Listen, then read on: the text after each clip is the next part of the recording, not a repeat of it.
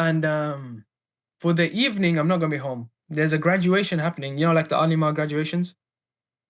Oh yeah, Yeah, Alima. So some of my like your cousins are friends. no, my cousins, they're sisters, and they're all graduating. So Alima meaning like they're alims now or Yeah, something. female Alima, female Alim, Alima. male. Okay, cool. So they Yeah, went through like a 6 year. yeah. Okay, cool. Right. So going to the graduation, So you have and alims in your family, female and male. I'm literally the only one not. Everyone is either Hafiz or Alim or both. Yeah. Yeah, Dang. yeah. And how But it's many is weird that? because So I'm the that, most outspoken of them, though. I'm the guy so that's like on YouTube. is that like 40 cousins or something? Like how many cousins we're I have talking too about? many, bro. I have a huge extended family, like blood direct first cousins. Yeah. Like how 100? Like No, no. Wait. in Second, the UK. because we're very close to the In the second cousins UK. as well. In the UK. Yeah, like literally, like So just in across the the corner. UK, Everyone lives close to each other as well in the same area. And then we have people that live out of town as well. so in the UK, you have over 100 blood relatives. First, yeah, if you include extended cousins who are blood Yes. relatives by extended cousin. Oh yeah, yeah, Yeah. yeah. Oh yeah, Oh wow. Okay. And if yeah. it's first cousins cut off, If, like you've got like first cousin's dad's side, would be 32. wow. Yeah, my grandparents have 32 grandchildren. I think 32 or 31. Wow. And then mum's side, they're Yeah. not here though. Mum's side only like half of them are here, but there's not a lot. There's about 12 of us, I think, or maybe 10. That's like 40. That's like almost 50 like blood Yeah, relatives. Like yeah. that is, That's first and you're cousins, saying like like my basically all of dad's them are siblings. Hafis or Alams. Yeah, yeah, Yeah. yeah. Mashallah. More than That is 50%. that is insane, bro. Yeah, That's mashallah. yeah. Man, that's just like wow, that just kind of blows like a lot of kind of misconceptions that I like. What did you have? No, No, because alhamdulillah, like is a well, blessing. first of Yeah. all, I didn't know like Muslims in the West, like UK is different, bro. Like No, you're UK is telling me you different. go to No. school with a Yeah. thobe and a kufi, like that, like yeah, bro. That's just very different to what I would imagine. You know what I mean? And then that many people are Yeah. becoming alims in the West because you know the general stereotype is like Muslims in the West are like they tend to be more liberal or whatever it is, or they're like over time the deen is like their iman kind of waters down generations go on. But then this is like what you're just telling me kind of it You falsifies that. Yeah, because it just depends on the family that you grew up with as well. Yeah, Like I'm very grateful. I'm very lucky. Like yeah, alhamdulillah, very lucky to be in the family I am and the community I am. Because yeah. very easily you see the same people like on the same road where their parents came from back home, they're very religious, then their children, not so much, were more into business, then their Mm, grandchildren, um, every loan they can possibly get to get into the property business they've done. And now they're mm. very rich and the kids are just whatever. Their kids are just doing whatever you can see under every sin under the sun is public. So Yeah, it okay. depends, innit? There's a statistic, Yeah, the statistic is correct, where by yeah, the third or fourth generation, they don't even know what Islam is anymore. Like there's an actual picture about the UK. It's true, but I don't see it as much, but that's again my family, my community. But it is true. yeah, It still is yeah, true. People go further away from Islam in the West. yeah. I guess over time. Yeah. But wow, that is amazing, man. Yeah. That really is. Mashallah. Right, That's what man. remember what I said. Like we have a tight knit community, but it's not like there's a lot of us. But it seems strange when I said that if I do something, it kind of gets there's more scrutiny on it. That's kind of yeah. So there's a lot of Well, eyes yeah, on me in our bro. Well, if community. I've No, got yeah, 40 blood relatives that are all like, well, yeah, Alims and Hafiz, like, yeah, and they all know how to yeah, YouTube. It's like, I'm yeah. I glad I told don't you, have yeah, that type of pressure. Like, yeah, I can just post whatever. Then it's like, dude. Like, do you know no one how can. hard it was for me to post my physique? It took me 6 years to finally post my physique online after I got my physique.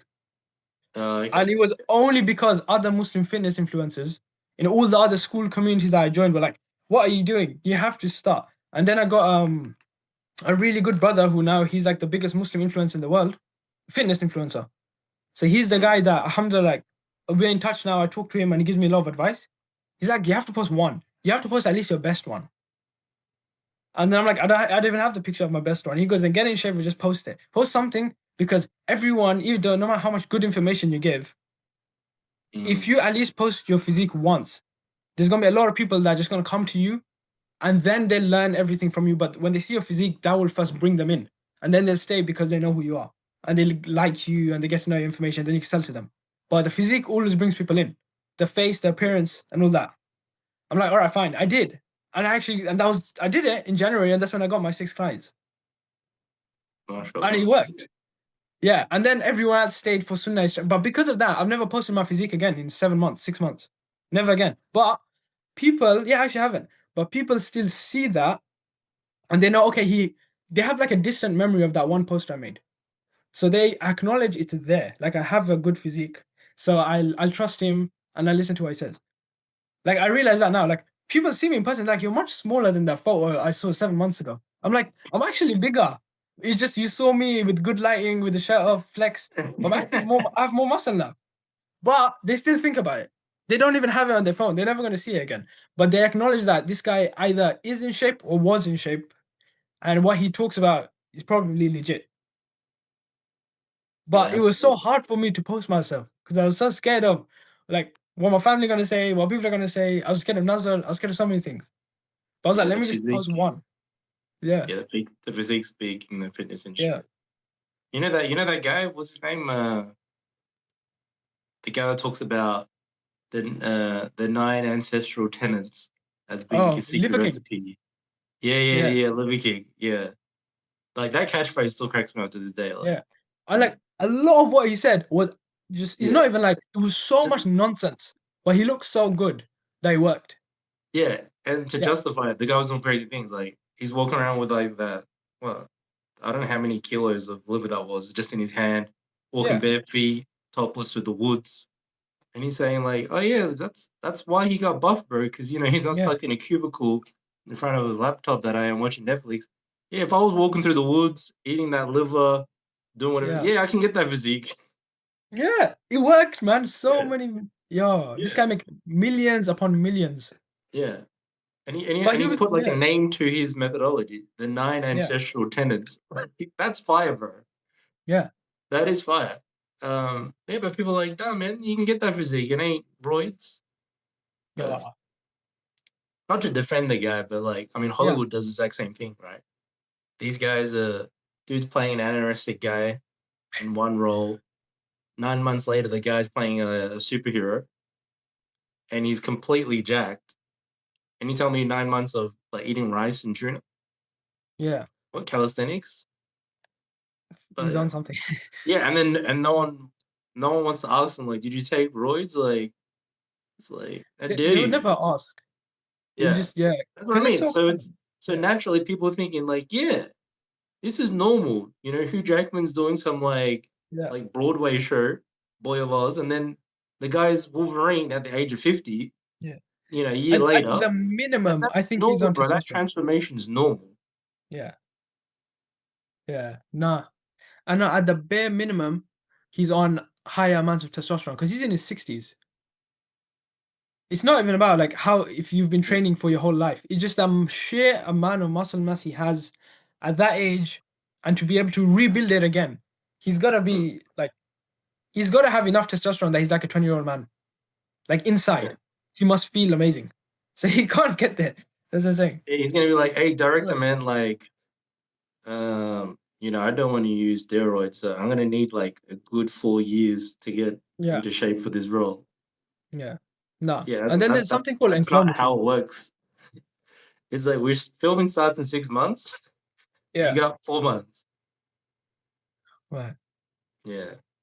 But then these are the kind of expectations that like, especially in like my generation, like people thought like these like bodies were like, yeah, this is achievable just like just being purely organic. And then they're Oh, like, nah man, it must be my lifting technique and this and that. It's like oh yeah. I know it still requires work. Like there are people that do take these supplements, they say Mhm. obviously it still does.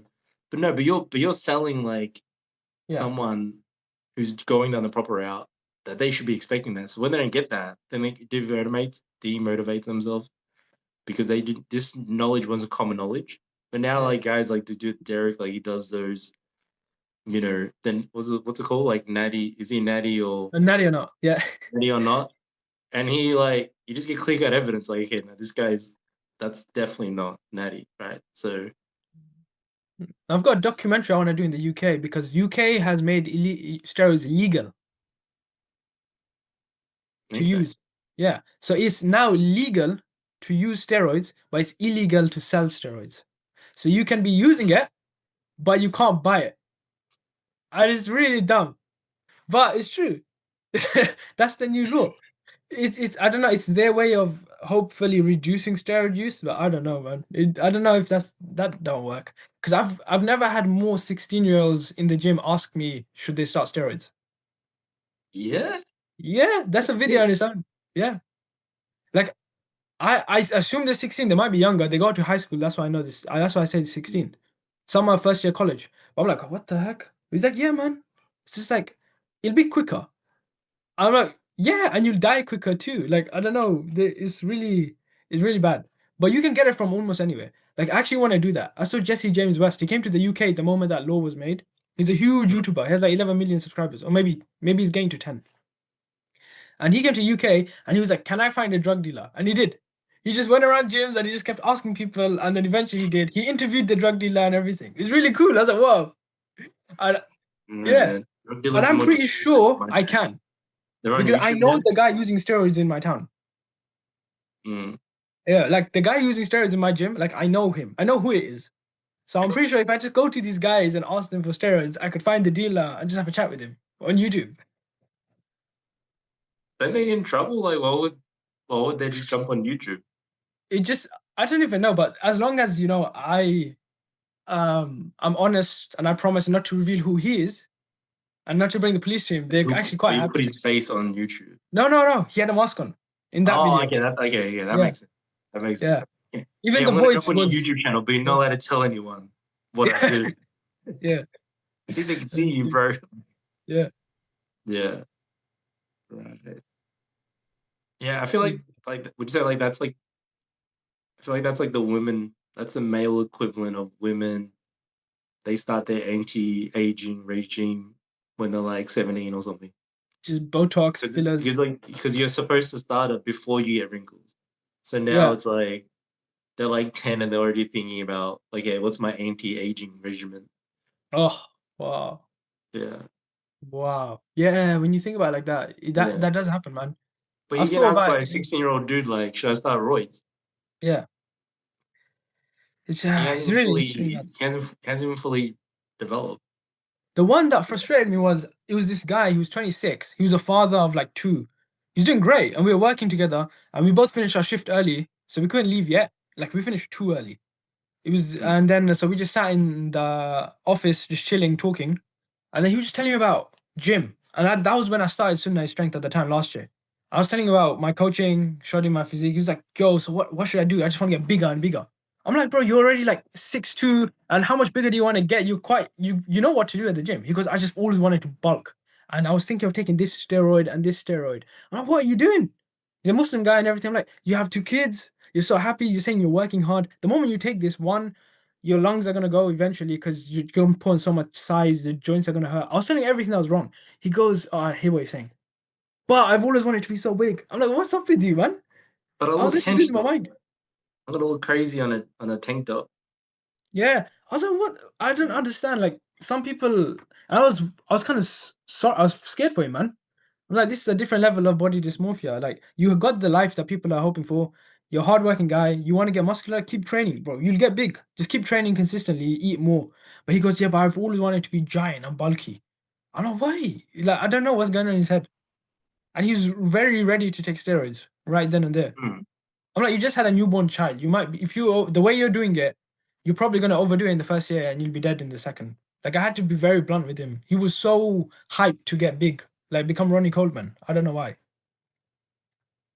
Yeah, and we all know how that story ended, but the guy Yeah, achieved obviously the pinnacle of the sport. And if you yeah, call it a sport, I don't know. yeah. So not even gonna. Yeah, unless I feel like I've said something crazy, but I feel like you'll pull me up if I did. So Yeah. yeah, and Uh, I don't think we're gonna. But I don't think we're gonna go that crazy. I don't. Who knows? Who knows, bro? who But knows, like man? the more and more I like, I mean, more different types of Muslim. You know what I mean? Like, because initially, I, because I kind of studied Islam like during lockdown, privately reading the Quran, things like that. So now when I was kind of reading and everything, I'm like, man, like, how am I even going to live up to these guys? Like, am I even going to be accepted? Like, does it seem like very, the standards were so high, but obviously that's from the scripture and things like that. But then you actually meet like just regular Muslims, like actual Muslims, the person, the real people. And I was like, oh, okay, cool. Like, he's just like a normal dude that everyone has a kind of peaks and drops in their whatever, you know what I mean? Like, so it wasn't this like, you know, I think Islam has that kind of perception. Like people like, okay, for me to accept Islam, then I need to be like this most role model, like um person that does not sin like at all. Like, you know what I mean? Like, I think that's like a thing that they think. Yeah. Maybe if they haven't like kind of mingled with Muslims, or I'm not talking about the ones that like, it's like, well, I know plenty of Muslims, they drink and they do drugs. I'm not talking about that. I'm Yeah. talking about like just like the regular, like, you know what I mean? Especially if you're just studying it, you're just thinking like, whoa, Yeah. man, like I'm just gonna have to wear sandals and walk through like sand, like you know. No, what the hell? And then No, you because mean like, dude, yeah, they're just like regular, they're just like every other person. because I spend a lot of time with dais now. A lot of speakers. Like I go to all these events. I get to sit backstage. I get to talk with them, and also in my community as well. I'm always volunteering. Like every charity volunteering stuff that comes up, I'm almost always there. And they are just so. It's so weird when you see. It's like a direct contrast to who they are on screen. They're not bad off screen. It just. Mm. It's like your normal bro, the normal mate that you chill It's a with. normal That's it. person, yeah. But some of them But to have be fair, dark the only humor. time you ever get to see them is when they're in front of the pulpit, Yeah. like giving a reminder. Well, I mean, you're only really seeing like one minute as of like one minute experience of them doing one particular job, right? So there's 99% of things that you wouldn't be saying on that because it's a specific Yeah.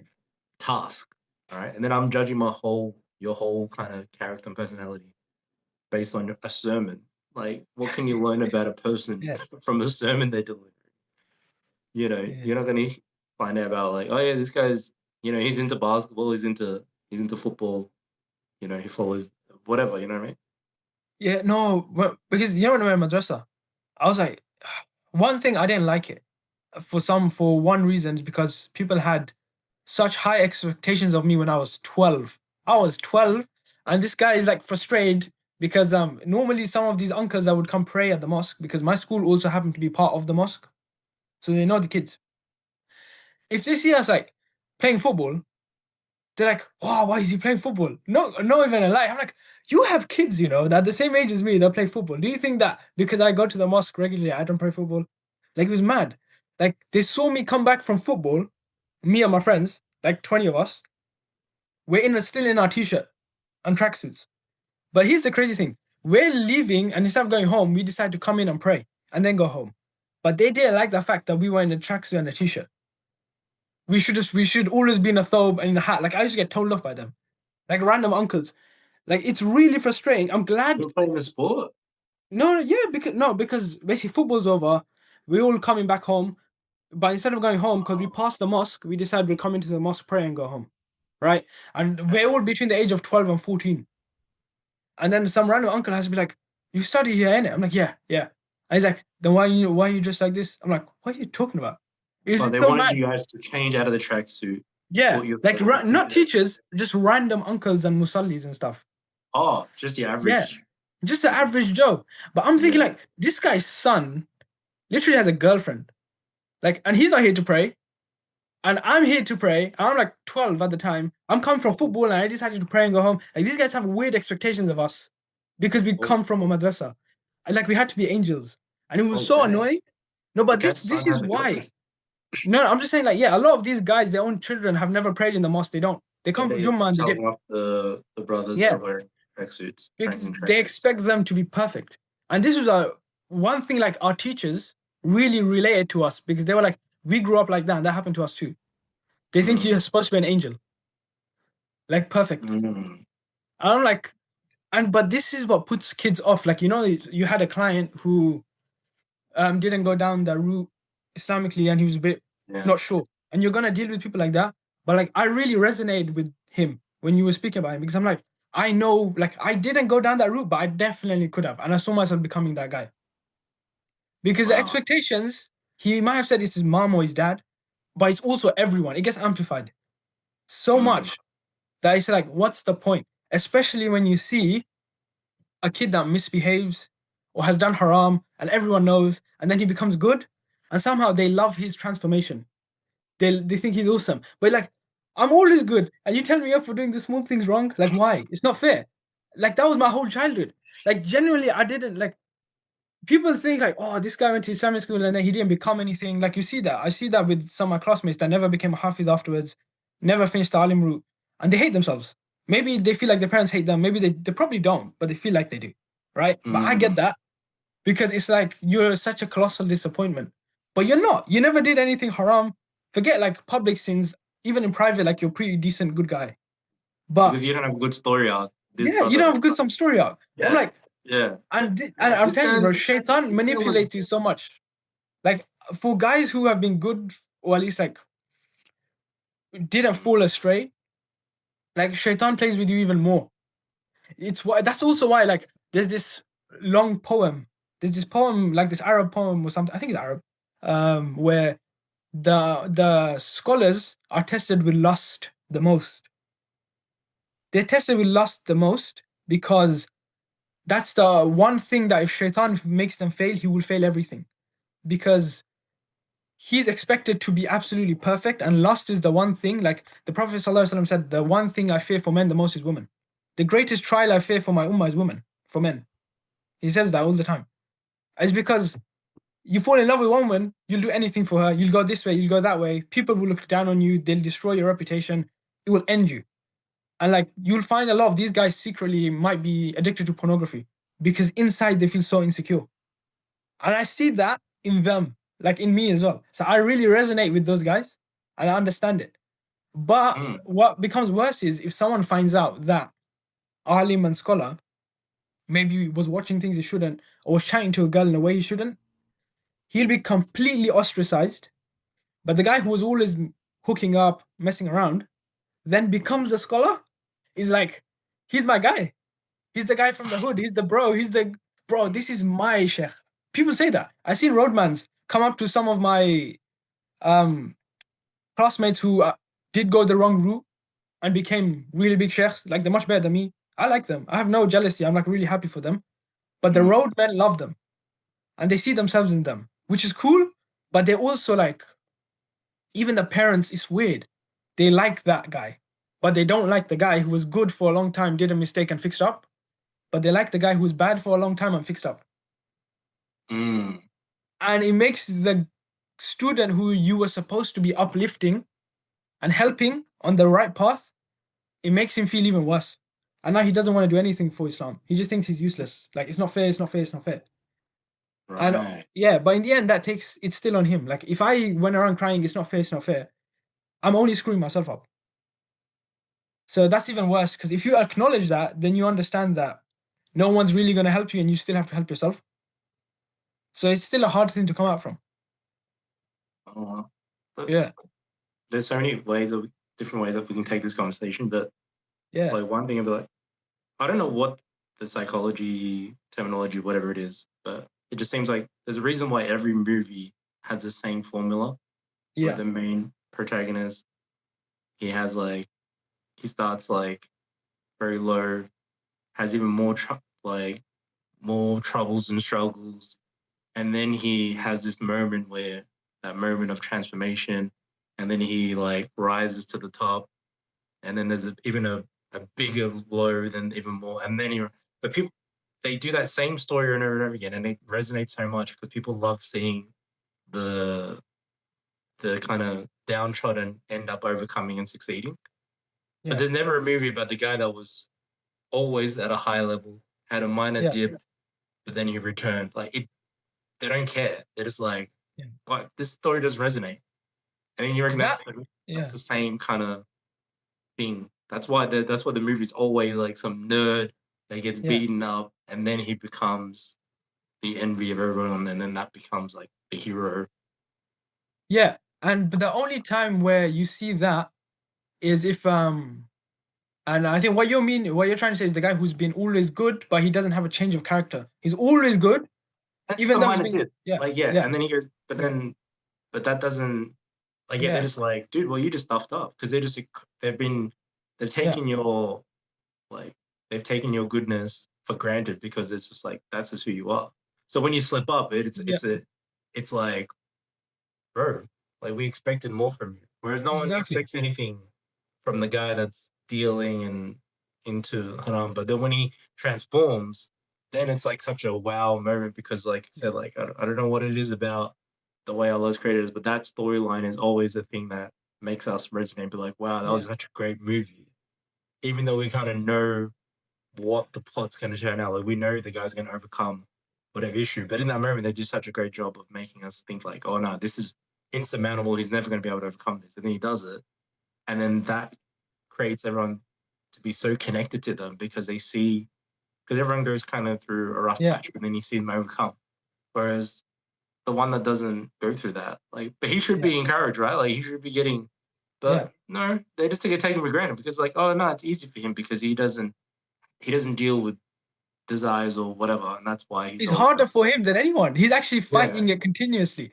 He's not Yeah. that he doesn't get it. It's harder to be Yeah, consistent, right? It's yeah. like in anything. But he's But I not think celebrated in that. And that's one element. that's crazy because that's the story of the Prophet sallallahu alaihi wasallam. He was given all that. That's the story of Yusuf alayhi salam. He was consistent. He could have given in. I think even in the verse it says, what's it called? There was a desire in him. I need to get it out, the tafsir. I don't want to make it wrong. There was a desire in him, but he turned to Allah. Allah said, I saw it in him, but there was no. But then he said, Mu'ad Allah, Allah help me. And he ran. So he chose He not to went follow the through, desire. yeah. Obviously, it was Yeah. no. I guess it's a bit different because like he didn't go through anything. Yeah. Obviously, he's a prophet, so he's not gonna. Yeah. Yeah, but sin or he never anything, gave right? in. Yeah, they Yeah. never gave, but he was tested. But then he was put Yeah. in such a despairing situation that any other person they would have Yeah. felt anger and towards their sibling, but he never Yeah. really did that. So there's still that kind of hero arc within that story. Yeah. But what you're Yeah. describing is just like the guy that never made any kind of major sins, whatever like that. But if he slips, you're saying like Yeah. he No, kind what of I'm saying is like he goes through the hardship, like the sin, the desire comes to him, weird stuff on his phone, or some girl comes to him, someone offers him haram money. But if he says yes one time, it's kind of over for him. They don't want to see the yeah. But if he doesn't, but sometimes maybe he says yes, and then he goes on this spiral, and then he comes back. Sometimes people will respect him because like, oh, he went through the transformation. But a lot of the times people will be like, no, he should never have gone down in the first place. But if he spends his whole life perfect, like you said, they think, oh, it was just easy for him. Like, or they don't have this respect. Why it's so weird? He's just better at concealing. Yeah. Like it's Yeah. with other people they fall into being publicized. Yeah. But I'm seeing that change within my generation. Like we understand each other. It was more of the expectations we had from our elders that were just honestly they were tough. Like they don't know like what's around, what's available, what's accessible, especially since like and in person. So they can't appreciate like the resilience it takes not to fall into any of these traps. Whereas anyone because it's really dumb for me to say that they never went through the hardship. They did. Like every single person went through almost a similar thing in their childhood. It just the huge shift in how much more sin is available to my generation and even millennials, but even more with Gen Z, but were just so drastic, skyrocketed. Like you could literally be in the same room as your child who's 5, and they're talking, or maybe 6, and they're having conversations and sending pictures beside you to like some 25-year-old in another country. You don't Yeah, know. They could be doing anything on that phone, and you have yeah, no idea. And then before bed on the phone, they could be watching like mm, someone sent me this quote a while back. Only 100 years ago, actually maybe even 50 years ago, there was no internet.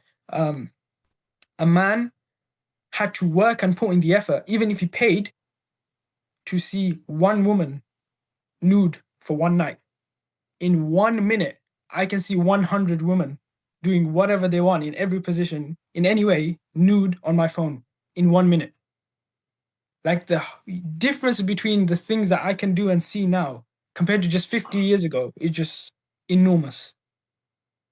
yeah, Like the yeah. I amount agree. of, yeah, Yeah, and that's why internet porn addiction yeah. is the most addictive form of porn And it's so because overstimulating. it's the accessibility. So if you're in the 70s, you just have magazines and and you're not going to carry that magazine around with you Yeah. everywhere you go. You would have to hide it, and if you're a kid, maybe like some secret tree or whatever. The That's only when you got free for you to be able to go to that place where you hid it or something like that. Or maybe you found like you got a friend, also most likely it's going to be a non-Muslim friend, and his dad's got a collection. But now with the internet pornography, you literally have a device that can access it at any moment, at any time, and that's what makes it so difficult. And especially with our generation, like every generations before, like they had different struggles, whereas millennials, Gen Z, like the biggest issue is that like marriage is getting delayed even more, living costs are even going up even more, and then on top of that, you have the accessibility of pornography on the internet with your phone, and then you put that formula together, and then you're just making it very tough. It's just very tough for people to resist that, and especially because generally people kind of getting shown or one way, either it's a family, like a cousin or a friend at school, someone, and they're introducing you to when you're like 13, maybe even younger now. And Mm. so it's at the moment when you're the most vulnerable, you don't even know what you're looking at. You just know, oh, okay, that you like that, whatever. But you don't have the full understanding about what the kind of potential downfalls are. But you don't get the same education when it comes to like, by the time you're in, year 7 or whatever, you've already had the conversation about don't do drugs, warnings about, marijuana, all these types of things, blah, blah, blah. But I don't know, there's never a conversation about internet pornography when that is the most addictive out of all of the drugs when they look at it, just because of accessibility. Every other drug you have to acquire it from, like you said, like even with steroids, you have to find like someone to supply it, and that they're not going to be easily found. You have to follow a network or track them down through like multiple contacts. And the same with any other drug, but with internet pornography, it's free. There's a Yeah. reason, obviously, it's free, and anyone that has an internet connection can get onto it at any moment, at any time, deregulated, unregulated, right? So that's what makes it so problematic. Is at any point someone that's kind of learned to make internet pornography a coping mechanism for themselves, and they do that as a young, generally when they're young, right? So we're talking about 12. It's probably younger now. Let's be honest. It's probably I anyone think that has a phone, right? Like, and I think they know statistically it's everything. 8. A 9-year-old they probably know everything, right? They just go on Yeah. Reddit, type in the word whatever, and all those come up, right? So nothing's a secret anymore. So they overhear something, they just look it up, and they'll get it, right? So and then it just becomes a coping mechanism. Anytime they're sad, they look at it. Anytime they're angry, anytime they're feeling down, anxiety, whatever, then it becomes a coping mechanism, and then that becomes a kind of security blanket. And then by the time they're like early 20s, maybe mid 20s, they realize, oh, this is really, really problematic. Like, I thought I was just like having fun or whatever, naked women, right? And then they realize it's a deeper problem. Like, it's literally their dosage Like, people like they say, oh, like they smoke marijuana to take the edge off, or they take whatever substance, alcohol. Just have a glass of wine, to unwind. They say that. But people literally like pornography is that substance that they use to deal with whatever negative emotion that they're feeling. Yeah. And really, it's quite surprising. Like work clients, and just studying the people, the demographics, the situations that they kind of fall into pornography. It's not like before. It was like, oh, that guy that's so like he has like an insatiable appetite for like women, like lust just plastered all over him, and he can't handle them. So it's like an animal. But that's not the way that they use pornography. It's usually they have a fight with their spouse. They have a fight. They don't know how to. They're going through like a difficult kind of relationship, or maybe their children have said something disrespectful. They just kind of like learned that whatever hurtful emotional state that they're in is that they go to porn to kind of solve it. They connect it, and that was quite surprising. Like Yeah. it dispels a lot of myths around pornography. Yeah. It's just like the When you told me guy's that, constantly like, yeah, man, I just wanna. That's not what it is. But people think like that's what it is, bro. it's a coping mechanism. It's not just lust. No. A lot of time it's not even lust, like they don't even want to do it. They just they've just kind of just wired it. They don't most porn addicts that want to quit, like they don't want to do it. It's just that like, oh, I'm feeling like that again. Okay. Like I'm gonna sedate the problem with this solution, even though I don't really want to do it. But it's just like at that time it's just like it's been hardwired into their problem solving. This I'm feeling this pain. I don't like this emotional pain. I'm just gonna I'm just gonna check out and just act out for that temporary moment that gives them relief, but then they end up feeling worse than themselves. But the thing becomes like a vicious cycle. So would you say it's more of an emotional response than a physical like desire? Yeah. So, So there's but obviously a physical thing going on as well, because there is like, there's neural pathways that they've created makes them that they've made those connections. And so obviously when they're watching the porn, like that stimulates the brain, and it makes the parts of the brain that like receive pleasure. They've obviously kind of they've kind of strengthened that neural pathway. So there is a physical thing going on, but what kind of leads them into it is the emotional pain and their inability to kind of handle that emotion without the acting out. And so that's the initial kind of catalyst.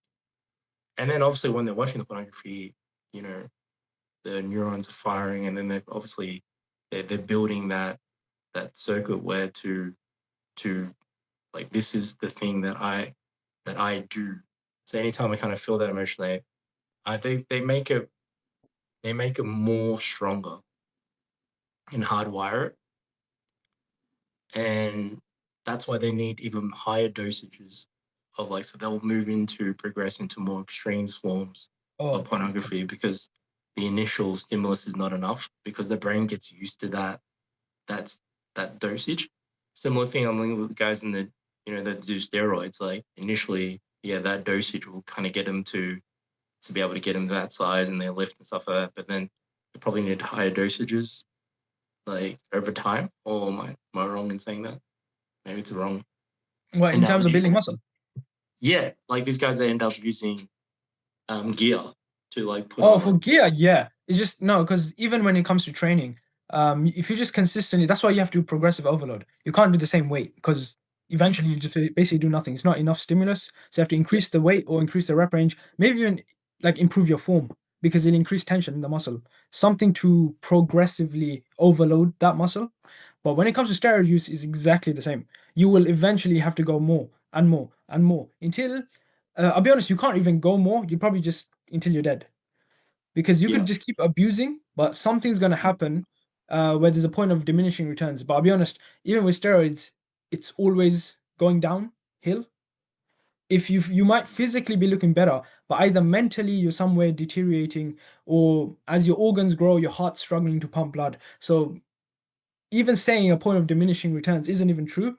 It's Mm. the either the mind or the physical body inside is deteriorating the moment you start taking steroids. Yeah. Even if your muscles are improving, something else is happening inside that's going to go away. That's why there's that thing of guys who take tren because it changes their mind so much, they become like homosexual. And that's a real thing if you read tren horror stories.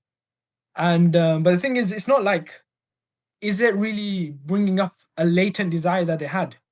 Usually not, is because you're not just taking tren, you're taking testosterone.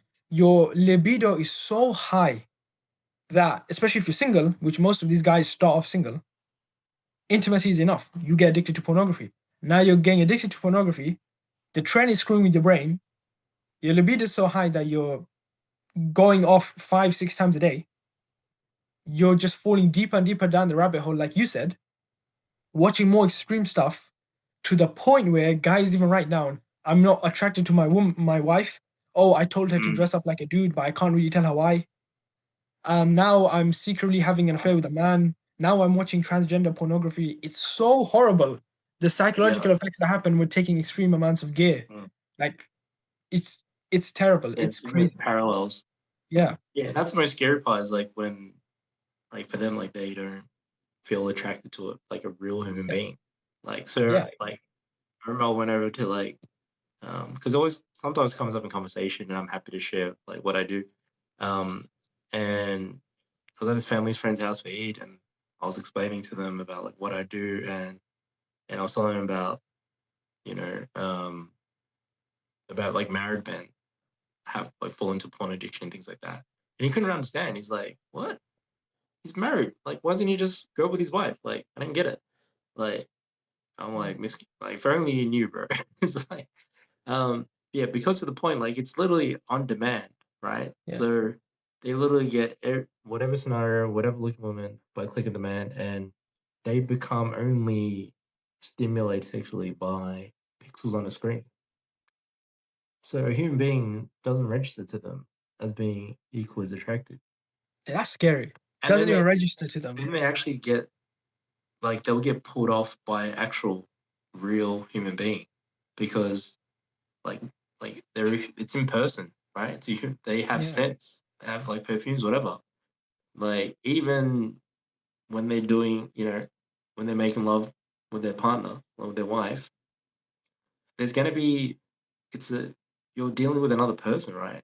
Like when you're yeah. like when they're kissing, there's saliva exchange. There's all these things that doesn't exist when you're consuming pornography because they're literally watching like a fake show, right? Do Um, you think they develop voyeurism? Like now they only get turned off by watching people do it instead of physically doing it. I mean it could develop. I mean, um, like for it to be actually voyeurism, like they would actually have to. It would be they would have to do illegal acts, right, in real life to mimic it. So you watch pornography, um, I wouldn't say that connects just by watching pornography, Yeah. but yeah, Or maybe I said the wrong word, but maybe it's the word's not voyeur. But what I mean you is, are watching someone yeah, having intimacy that's with the only way you others, can get turned on. and You are then physically watching someone, and that's it. yeah, but in their mind, they don't think like they think that they're doing it Yeah. with the woman, right? Well, we're just Oh, assuming but you're watching heterosexual pornography in this case. We're assuming that, obviously. but But that might that's not that's always be weird the case. because what if it's happened? Now But I'm my trying to point is, understand. it's like Yeah, yeah, it's pixelated, so yeah, you don't have sense. Like your sense, like there's no smell, right? Like with the human being, that they have like a scent. That if they're wearing perfume, whatever, this and that. There's some there's a physical touch yeah. exchange, things like this. But they're only just viewing it on a screen, and they only become attracted when it's only on a screen. So when there's actual like a human being, it doesn't translate to them. Like that person is not attracted to them. So even though you can Mm. have like, and then that's where it becomes really problematic because now it's like you have pornography expectations, Yeah. and then you're into real life. And on top of that, you're assuming you want to, be with a Muslimah. Like now you're just living like in like a different universe, right? Basically. And now you're setting yourself up for a very tough time of being able to like have real life intimacy. And we're obviously talking about the halal means here, but now you're making like and it's already difficult for the average like Muslim man who's not addicted to pornography, or you know, or woman. We know that like women are progressively getting addicted to pornography, and it probably would be a bit naive to think there's not sisters getting caught up in this without like casting mass aspersions. Like everyone thinks like everyone's addicted, like without going into that length, but like it's a global village now. Anyone that has a phone Yeah. or internet connection is susceptible. Is absolutely susceptible. It's Right? increasing with women though, Yeah, because and women are I've a bit seen the different because statistics. there's like the erotica, like kind of erotica novels, and even that movie 50 Shades Grey. Like these are like kind of pornography, like kind of molded to the taste of a female, right? So, um, but yeah, it is scary times because like I said, like now for the kind of struggles of this generation is that marriage has become more difficult for a number of reasons, and we can speak hours about all those different reasons. Yeah. But the fact is, marriage has been delayed. I think expectations have been increased, and now you got a lot of people struggling with internet porn addiction, and it's just a recipe for disaster when it comes to um, intimacy, families being built, just the marriage union, um, men and female kind of relationships. It's just like it's just tough, and I don't. And just from a female perspective, like uh, they probably it's because it's so widespread now. They probably have to have it on like the marriage checklist. Like just checking, like if you had issues with porn addiction, like it's like it's probably gotten to that stage now. You know what I mean? Like you muted yourself, by the way. Yeah, it is. It is very tough. And even like, well, we've kind of talked about this, right?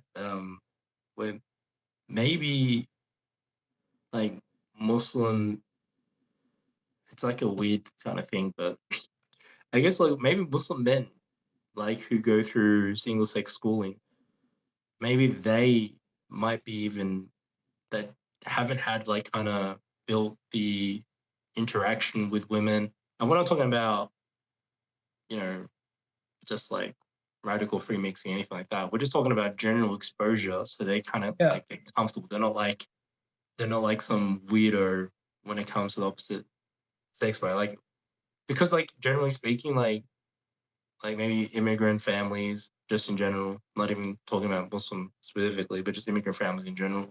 And then Muslim families, they're not having the talk about sex Yeah. at a young age. They're not talking about like if there's like a kiss scene on television by some like everyone would just act like it never happened.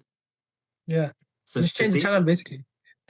change the channel or And yeah. on some chance there was some type of sexual innuendo that was blatant and everyone saw it, but they'll just like rather than address the issue, they'll just pretend like it didn't happen.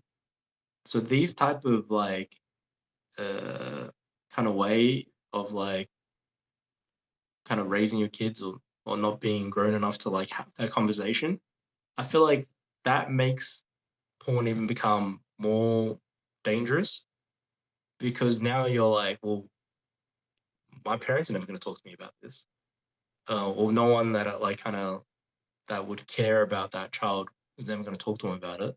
So now they're at the mercy of whatever they hear in the park, in the on the on the football field, on the basketball court at school, whatever.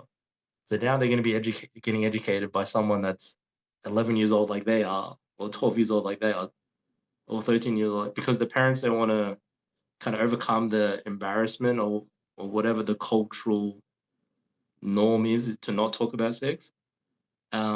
And then now they're at the mercy of whatever they find on TikTok, on the internet, whatever. So when someone says, "Yeah, this is cool," yeah, what, you never seen a naked chick before? You never seen a like, and then they're just like they just that becomes like a popularity thing. Like you don't want to be that nerd or geek that hasn't seen it, Yeah. and now you're developing an addiction, like or starting a habit or doing something that you don't know has like consequences, for the for multiple decades potentially, just because like you just the culture, bro. Like we don't talk about it. But does this actually come from Islam?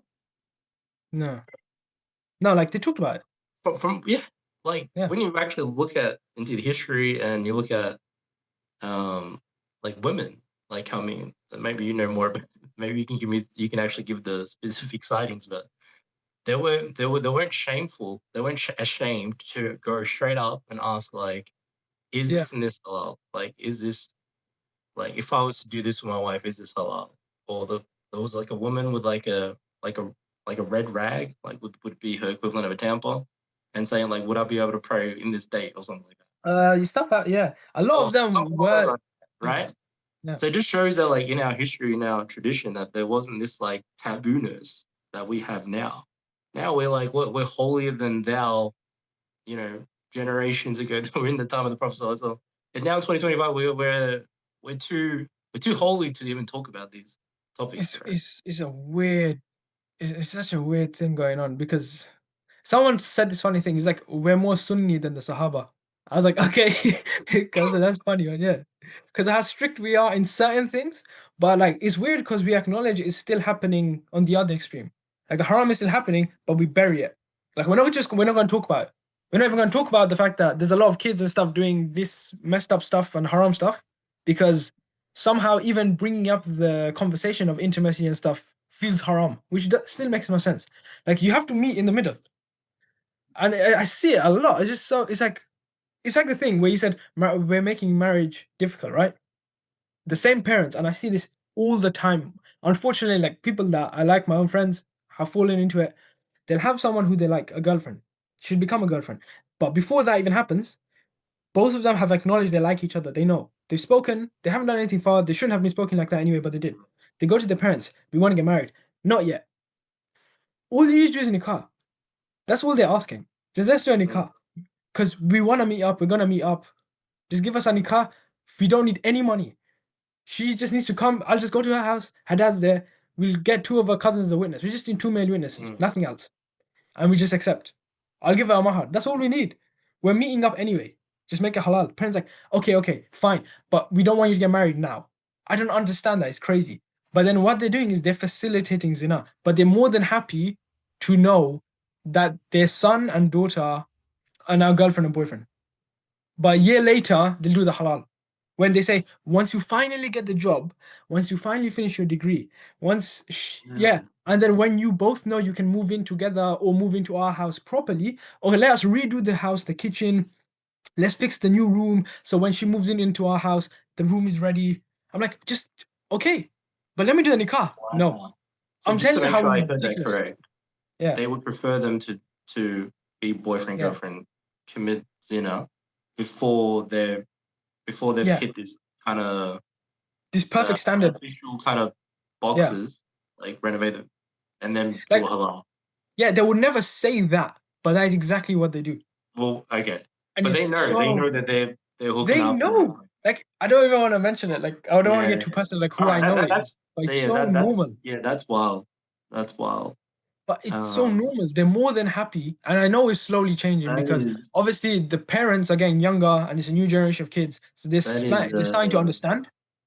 But the much older generation, some of them, not all, some are still lost in this horrible habit where they're totally aware. They will even let their kids see each other for like 3 years because yeah. it'll take him another 4 years, 2 years to finish his degree, another 1 year or 2 years for him to set up and get a good job. Mm, Like they're already living their life. He's still working either way. She's even working.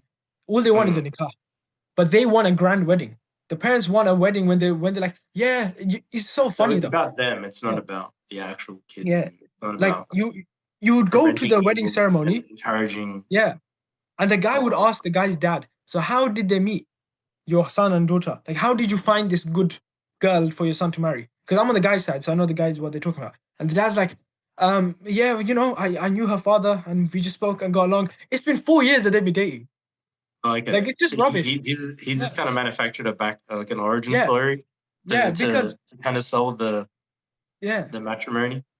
but they don't like this idea. It's changing. I'm so glad it's changing because newer generation, newer ideologies, they see the hardships of of what they Yeah, went of through. course. Because Yeah, how many of those like go wrong, right? yeah, Like, people are just getting nikahs like that. Like my cousin's nikah is this week, but she's gonna move in 3-4 months. But the nikah's getting done in 2 weeks. Like everyone's now, they understand.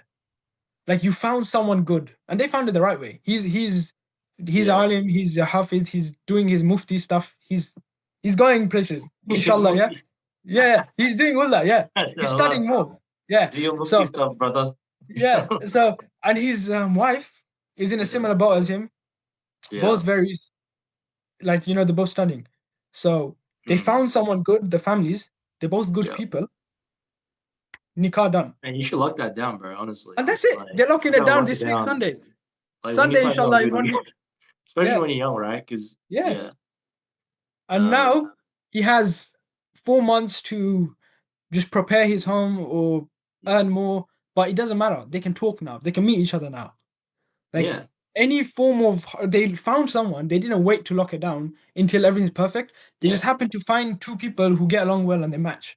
Let's just get Yeah. the nikah done. And I feel I'm like so it's happy. great when you're young because, like, Yeah, the expectations are kind of lower, yeah, right? and you grow with each And other. as you get older, you're like, all right, well, I might, like, this is a conversation that guys have, right?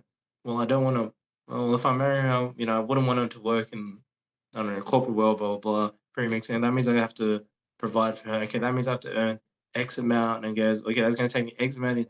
I'm like, bro, you're setting yourself up for like 15 years of struggle, right? Yeah, Because then that conversation changes. Whereas when they're in that age group, like they're not really thinking like that, right? So it's easier. The expectations are a bit lower to kind of get married. and 'Cause, yeah, your standards like, just keep generally, you're increasing. marrying someone around your age, right? So it's like the guy's been out of high school for a year. He hasn't really, he hasn't amassed a few $100,000 in that one summer off.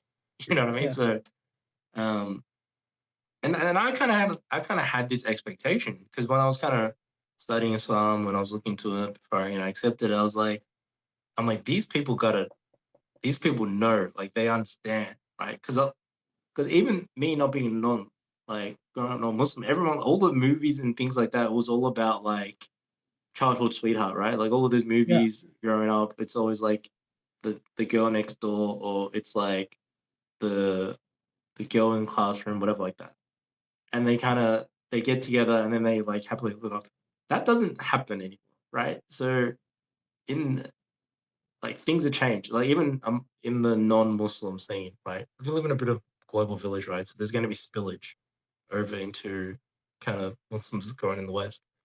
mm, So even that kind of changes now because you said like for a number of reasons, um, the like parents are never comfortable enough to even talk about like yeah, this is another element too. It's like so they like we talked about like they shy away from it when it comes on television screen or whatever like that. There's like intimacy happening and they're yeah. just embarrassed with them, right? So that's the attitude that they've seen their parents when it comes to like the conversation about relationship, intimacy, marriage, whatever, the opposite gender. And then they reach a certain age, it's like, hey man, what's going on? Like, how come you're not married? It's like, so you've kind of instilled this kind of tabooness to talk about the opposite gender or to like to kind of attract the opposite gender, right? Like in a halal manner, as halal manner as you can in this day and Yeah. age. But then, so they've kind of like nurtured this kind of like, okay, well, my parents react like that to opposite gender. That means that like I can't really just like do whatever. And then all of a sudden it's just like, bro, you're like 30, like where's the guy? Like where's the brother? Is he ever coming? Like you're just gonna focus on your career? It was like, well, we've only talked about studying with me my entire life. So I don't know how like a dude, our brother just appears into my life and and Yeah. getting married, and vice versa. Um, so that unless it's well, like you just said, like the two they kind of mutually get attracted, and then you know, they Yeah. make it public, and then the parents either stamp it or they kind of sweep it on the ground. Like that happens, Yeah. or people have this kind of awkwardness with the opposite gender because it's been nurtured in them from a young age because it's the way that their parents or adults within their community or culture kind of address the opposite gender, and they pretend like their 25-year-old daughter doesn't have desires, or it's weird for her Oh, to even have desires, even though she's been post puberty for like what, maybe 12 years at that stage, and the wow. man the same. Like, because women kind of mature younger, so Yeah. it's it's it's it's it's quite it's almost like gaslighting in a way. Because when I was kind of researching, so I'm thinking like when I met like Muslims, I've started meeting them and I was meeting brothers who are in their 30s that weren't married, that kind of blew my mind. I'm thinking like, well, these guys understand like how these guys understand how biology works. Like, you know what I mean? Like they start being attracted at a very young age. So their parents, they facilitate a early marriage once they Mm. find like a suitable partner. But that doesn't happen in practicality. Like that sometimes they actually erect even more obstacles than the non-Muslims would Yeah. in terms of like the lavish weddings and they may have like a checklist of education, pretty much everything that's kind of status based, like for their own status among the communities. I don't know, That's literally it. Yeah. maybe I don't know if I'm being a bit harsh in assuming it's only for they think about like their status amongst the community, so No, they but put it is though. heightened expectations about what the Yeah. brother should have accomplished and what the sister should be. Yeah. Because it is changing. And also, I can't blame them as well because their parents did the same to them. And they're just stuck in the cycle. And they have the same expectations, the same understanding. It's because a lot of immigrant families, when they're in third or fourth generation immigrants, the change in the way the kids are compared to them will be quite drastic. So slowly it will change, and it is changing. I see it now. So much more interracial marriages happening with Muslims, which is like a sin according to some cultures. It's not, but that's how they feel. Yeah, But okay. it's slowly Yeah, changing because they kind of have no choice. Because the newer mm, generation, like their neighbor or their best friends, are completely different ethnicity because yeah, it's just so diverse. Even in your own community, where like majority of my friends are Bengalis because majority of my community are Bengali, but within 10 years, people are moving. A new guy comes into that house. People are meshing up. You go to university, the you meet new demographics friends. change. Yeah, you go to college, you meet people completely different, like you Mm, never see, and you realize, oh my god, like I think I told you this before. My town is so diverse, but all I was around was Muslims, and more so Bengali Muslims. All I need to do is just step like 5 roads down, and then there's a completely different culture of people. But most people mesh with their own people. But then when you start going to college, uni, work, you just see it's such a huge contrast, and then those people become your friends. And then you might mm, end up being attracted to someone that's completely different than you ever thought because yeah, this sudden array of different cultures and colors and like mm, languages come and you're like, wow, I like that, I like this person, yeah, but still your parents are scared of that. But it's changing, it's definitely changing, but it's also, I can't just be like South Asian parents are bad. They were taught a certain way and they grew up in a certain environment, so most likely like your uh some dads that are in the older generation, just the thought of them marrying someone outside of their ethnicity is just so oh, yeah, strange. They might not yeah. even be attracted to anyone outside of their ethnicity because they're so used to their own.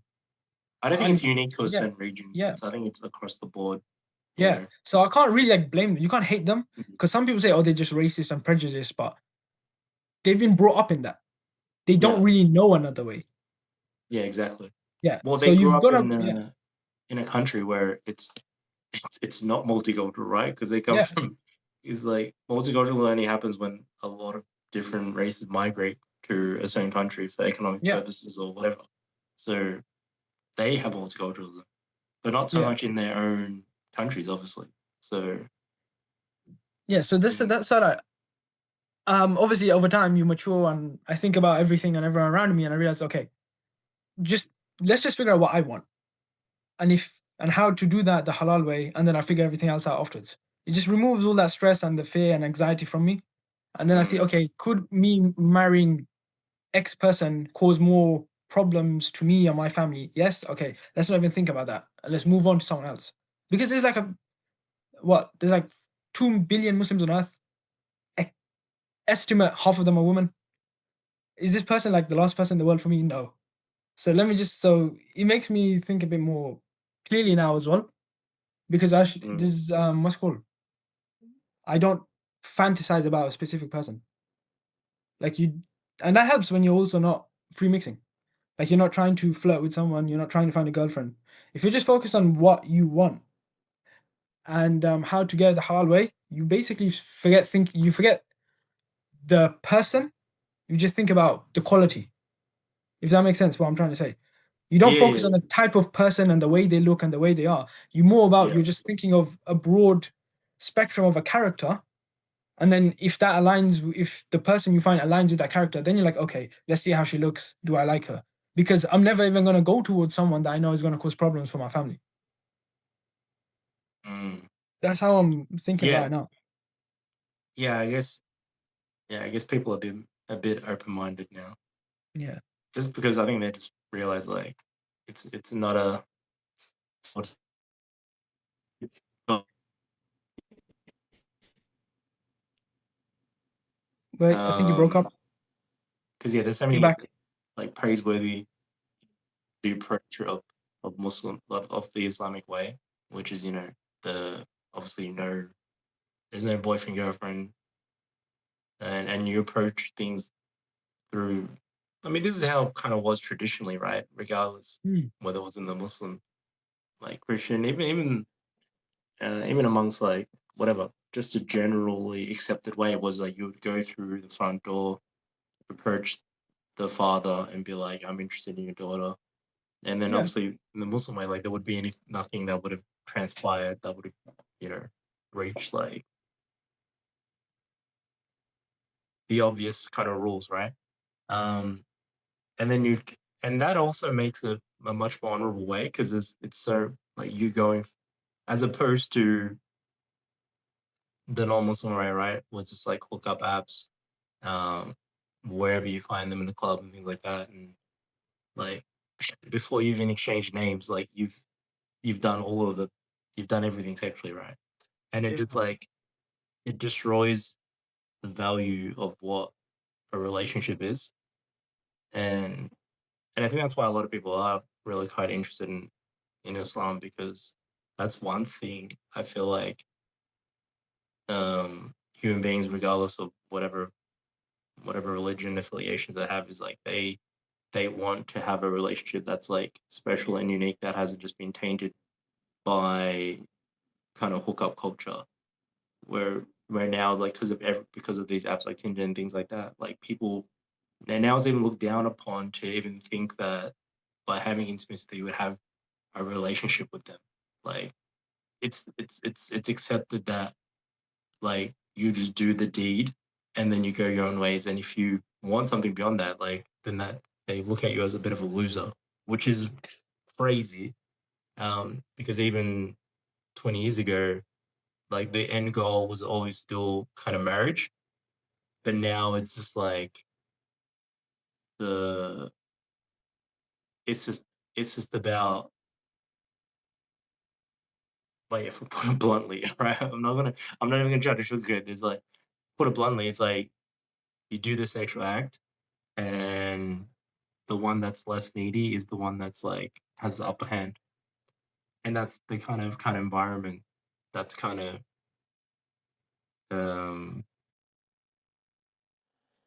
kind of been put in place. And it puts a lot of people into suspicion about okay, well, will she just like use me or will he just use me? So that's why Mm, like relationships and marriage and couples and things like that, it's on the downward spiral. Because when you create like that type of market, relation market, it's it's not like you can't even trust the person that you end up being with, right? And how are you supposed to build a family on top of that? Yeah. And I think that's why people like respect Islam. I think you've seen a lot of rapists kind of talk about that. Probably more famously like Andrew Tate and that type of thing. And it's not just a pure red pill aspect, because we're talking about from both aspects, like male and female, because the male needs to do their bounds, right? And then the female, if they're doing that too, then there's no trust. There's just no trust. I don't know how we segued into this conversation. I feel like the Muslim perspective, like it's seen as the honorable way, because like that guy's going through the correct steps. Like just by mere fact that he's talking to my father and coming to my house, that weeds out a lot of guys, because that's not a. It's easier to swipe on an app, but to actually go there, man to man, speak to the father, speak to the woman, get them to kind of like weigh you up, and you're weighing them up and her up, like that weeds out a lot of trash. Yeah, that proves And commitment. yeah, and it's not, and like it's not easy, right? As opposed to what you're in the club and and you're just walking up, like it's these are different dynamics.